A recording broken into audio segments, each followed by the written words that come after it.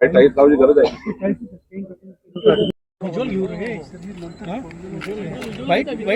नाही bite against येईल sir.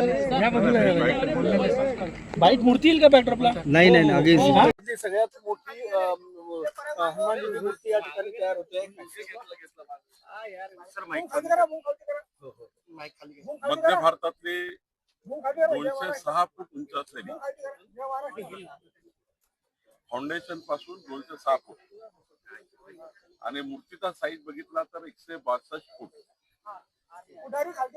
अशी हनुमंतरायाची मूर्ती विराजमान झालेली आहे. आता मूर्तीचे जे अंतिम काम आहे ते सुरू आहे. देशाचे गृहमंत्री अमित शहाजी यांच्या हस्ते या मूर्तीचा जो उद्घाटन सोहळा आहे तो या ठिकाणी होणार आहे. लोकार्पण सोहळा होणार आहे आणि ही मूर्ती या व्यक्तीने बनवलेली आहे श्री माटुराम ते या ठिकाणी आहेत. त्यामुळे माटुरामजी आपल्याला संपूर्ण याबद्दलची माहिती येतील. यावर आता सेवंडीत या ठिकाणी आम्ही हनुमान चालिसाच्या माध्यमातून प्रोजेक्शन करतोय. प्रोजेक्शन मध्ये हनुमान चालिसा दिसेल आणि मूर्ती वेगवेगळ्या रूपात दिसेल असं प्रोजेक्शन आम्ही या ठिकाणी करतोय. मूर्तीच्या खालच्या भागाला जो एक मोठी गुफा आहे त्या गुफेमध्ये हनुमानजीचे संपूर्ण 17-18 जे अत्यंत महत्वाचे त्या ठिकाणी क्षण आहे त्या क्षणाचे प्रेझेंटेशन या ठिकाणी करण्यात येणार आहे. एकंदरीत आमचा विचार होता की मध्य भारतामध्ये हनुमानजीची उंच मूर्ती भाविकांना आशीर्वाद देण्याकरता या ठिकाणी असावी. ती मूर्ती आता पूर्णत्वास जाते आहे. मी राज्याचे मुख्यमंत्री देवेंद्र फडणवीसजी, माननीय नितीन गडकरीजी, एकनाथ शिंदेजी, सुनेत्रा पवारजी या सर्वांनी आणि खास करून माननीय देवेंद्रजीचा संकल्प होता की या ठिकाणी एक धर्मकार्य संस्कार कार्य झालं पाहिजे. तर हे काम आता आम्ही पूर्ण करतो आहे. मला वाटतं की जून महिन्यामध्ये याचं उद्घाटन होईल. पूर्व विदर्भामध्ये अनेक पर्यटन स्थळ आहे मात्र अशा पद्धतीचं धार्मिक स्थळ आणि थोडा युनिक कन्सेप्ट नव्हता. तर या निमित्तानं जे नागपुरात किंवा विदर्भात पर्यटक येतात त्यांच्यासाठी भरून निघणार आहे. या ठिकाणी आई महालक्ष्मी जगदंबेचं 700 वर्ष पुरातन अनादिकालापासून आई महालक्ष्मीचं संस्थान आहे. या ठिकाणी 3-4 महत्वाच्या बाबी आपण केलेल्या आहेत.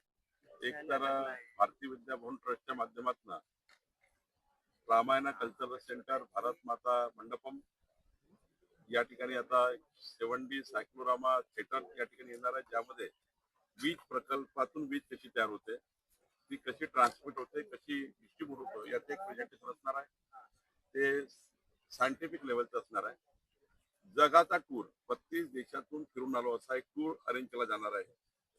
या ठिकाणी ऍडव्हेंचर पार्क होत आहे, चिल्ड्रन किड झोन होत आहे, बोटिंगचा एक मोठा प्रकल्प आम्ही सुरू करतोय, एक हाऊस बोट या ठिकाणी करण्याचा विचार करतोय, रेस्टॉरंट बोट तयार करण्याचा विचार करतोय, 350 एकरचा तलाव आहे. एवढंच नाही, एक स्किल युनिव्हर्सिटी 500 मुलांना residential school university, skill university म्हणजे मुलांना जगातलं सर्वात चांगलं प्रशिक्षण देणे, ऍडव्हान्स प्रशिक्षण देणे आणि जॉब क्रिएशन करता सेंटर बनवणे हे सुद्धा आम्ही या ठिकाणी करतोय. 500 मुला मुलींचं हॉस्टेल आम्ही या ठिकाणी बांधतोय. आमच्या या ठिकाणी अजून त्या ठिकाणी महत्वाचे प्रकल्प आहेत. एक 800 मुलांना 1 रुपयात शाळा शिकवणारी शाळा, सीबीएसई शिक्षण आणि स्टेटचं शिक्षण 800 मुलांना 1 रुपयात आम्ही देतोय. असे अनेक प्रकल्प आपण बघितलं असेल. आता राज्यस्तरीय कबड्डी स्पर्धा झाली. असे स्पोर्ट असतील, हेल्थ असेल, आरोग्य असेल, शिक्षण असेल, स्किल युनिव्हर्सिटी असेल. या ठिकाणी एक लायब्ररी जी होते आहे 3 लाख पुस्तकाची लायब्ररी, ज्यामध्ये वेदापासून तर आर्यापर्यंत या देशाचा इतिहास, महामानव डॉक्टर बाबासाहेब आंबेडकरजींच्या संविधानातनं त्या ठिकाणी आपल्याला जे मिळालं ते आणि 3 लाख पुस्तकाची एक ई लायब्ररी या ठिकाणी येत आहे. त्याचं काम एनबीटी नॅशनल बुक डेपो करताय. त्यामुळे इकडे ई लायब्ररीच्या माध्यमातून एज्युकेशन, स्किल युनिव्हर्सिटीच्या माध्यमातून स्किल हेल्थच्या माध्यमातून मोठ्या प्रमाणावर या ठिकाणी कॅम्प आणि एज्युकेशनच्या माध्यमातून आम्ही 800 मुलांना शाळा आणि पुढच्या काळामध्ये एक अनाथालय आणि वृद्धाश्रम या ठिकाणी व्हावं ही योजना आमची आहे.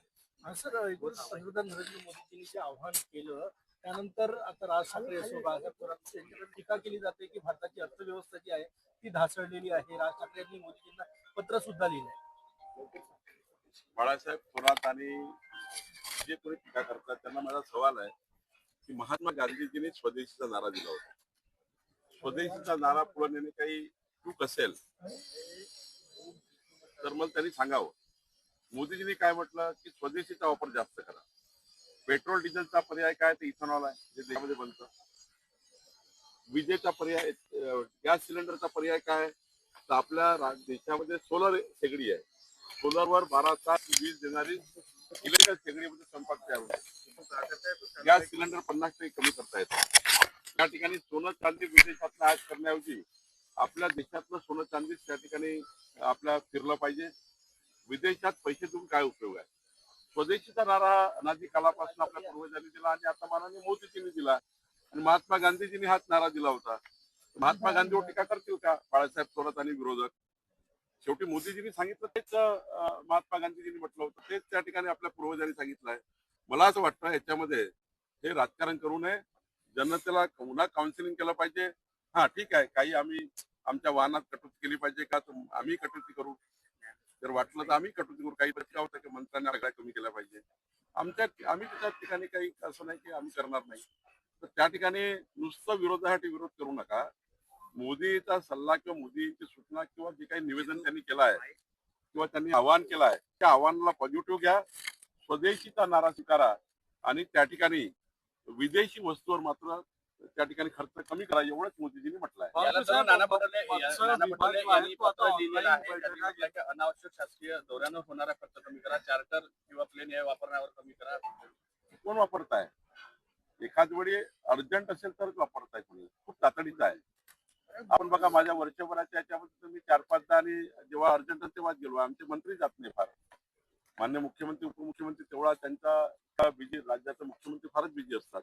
त्यामुळं त्यांचा तुम्ही सवाल सोडला तर राज्याचा कुठले मंत्री फ्लाईट वापरतात. तुम्ही कमी वापरतात. वरिष्ठ मंत्री आहात, भाजपच्या मंत्र्यांना सल्ला देणार का की त्यांनी आपला ताफा ऑलरेडी कमी करावा? मुख्यमंत्र्यांनी सल्ला दिलाय सर्वांना. ऑलरेडी सर्व मुख्यमंत्र्यांनी स्पेशल फ्लाईट वापरण्याकरता त्यांची मंजुरी घ्यावं लागतं. मुख्यमंत्र्यांच्या मंजुरीशिवाय तुम्हाला स्पेशल फ्लाईट वापरता येत नाही. तुम्ही महसूल खात्याच्या बैठका आता इथून पुढे ऑनलाईन किंवा जे महसूल खात्यात ऑफलाईन माझ्या जास्तीत जास्त बैठका ऑनलाईनच असतात. मी कधी कलेक्टरला आपल्या ऑफिसला बोलवत नाही. मी कुठल्याही विभागीय आयुक्ताला माझ्या ऑफिसला बोलवत नाही. मॅक्झिमम बैठका ते कलेक्टर सोलापूरला होते, नागपूरला, यांनाही माहिती आहे.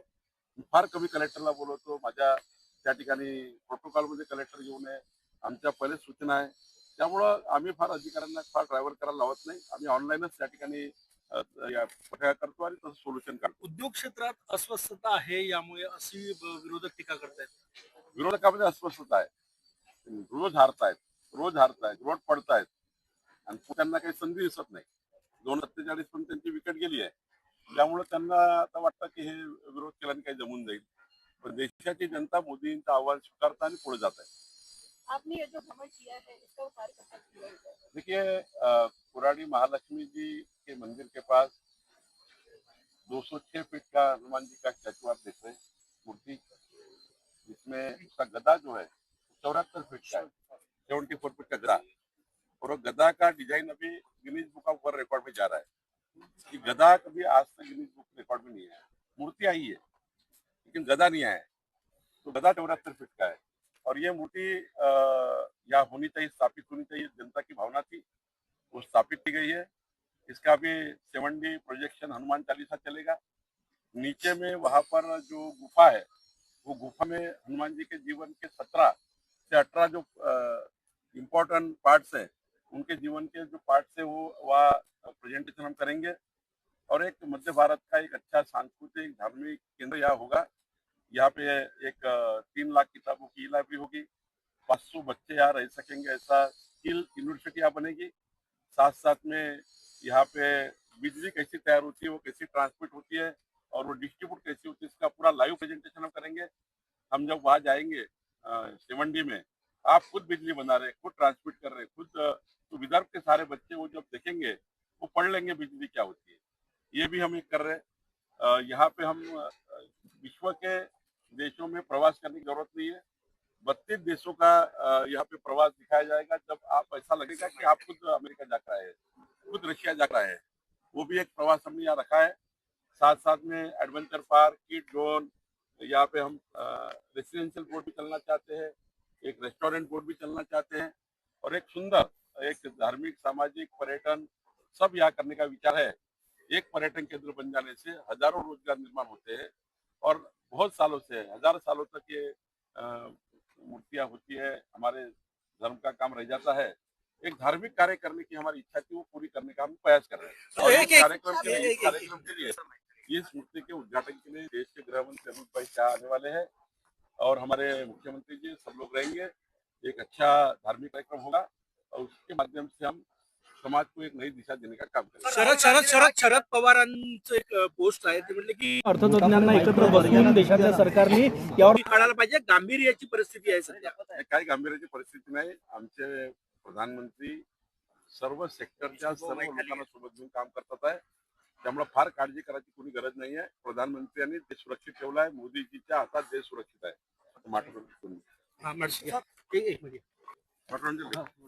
वो इम्पोर्टेंट अटूराम जी मराठी बोलाल तुम्ही. सर ये देश की मध्य भारत की सबसे बड़ी ऊंची मूर्ति आपने बनाई है, क्या किस तरीके से बनाई, क्या स्पेशलाइजेशन है इसका? सबसे पहले तो मैं सौभाग्यशाली हूँ कि कोराड़ी में माता रानी के आशीर्वाद से और पूज्य बावन कुले जी की प्रेरणा से इस मूर्ति का निर्माण मैं कर पाया। मेरा नाम नरेश कुमावत है। ये मूर्ति का कार्य मुझे आदरणीय बावन कुले जी ने आज से कुछ 2 साल पहले दिया था, जिसको आज हमने मध्य भारत की सबसे ऊंची तथा इसकी जो गदा है जो कि 74 फुट की है लगभग, जो विश्व की सबसे ऊंची गदा है, जिसे Guinness book of world record में नामांकित किया जा रहा है।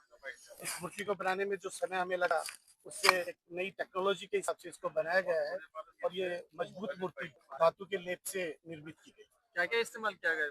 तो बेसिकली आरसीसी का स्ट्रक्चर के ऊपर हमने ब्रॉन्ज की एक जिंक की एक क्लैडिंग करी है, उसके ऊपर इसके ऊपर एक स्पेशल पेंट हमने किया है जो कई सालों तक चलेगा। लगभग कितना खर्चा तो मुझे thank you sir, thank you sir. Thank you. अच्छा किया आपने, ये देश याद रखेगा.